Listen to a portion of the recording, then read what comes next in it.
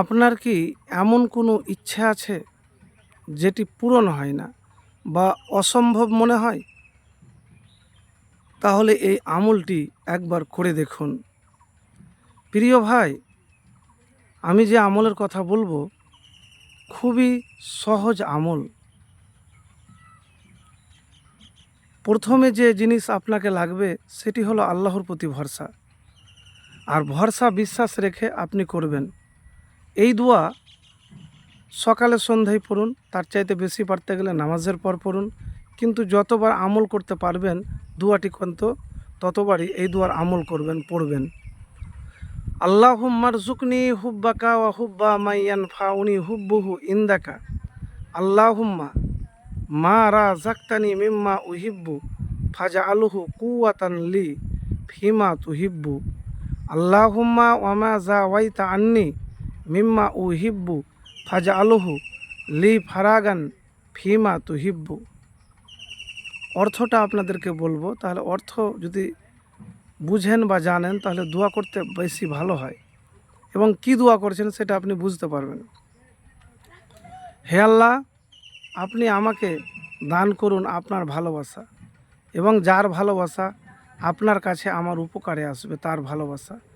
হে আল্লাহ, আমার যে কাঙ্ক্ষিত বিষয় আপনি আমাকে দান করেছেন, আপনি তাকে আপনার প্রিয় বিষয় অর্জনের শক্তিতে রূপান্তরিত করুন।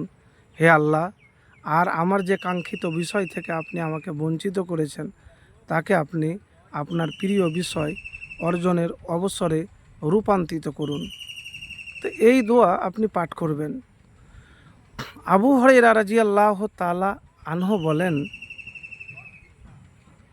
রাসূলুল্লাহ সাল্লাল্লাহু আলাইহি ওয়াসাল্লাম বলেছেন, রাতের অর্ধেক অথবা 2/3 অতিক্রম হলে মহান আল্লাহ ও বারাকাতময় আল্লাহ দুনিয়ার আসমানে অবতরণ করে বলতে থাকেন, কোনো প্রার্থনাকারী আছে, দোয়াকারী আছে কি যাকে দেওয়া হবে?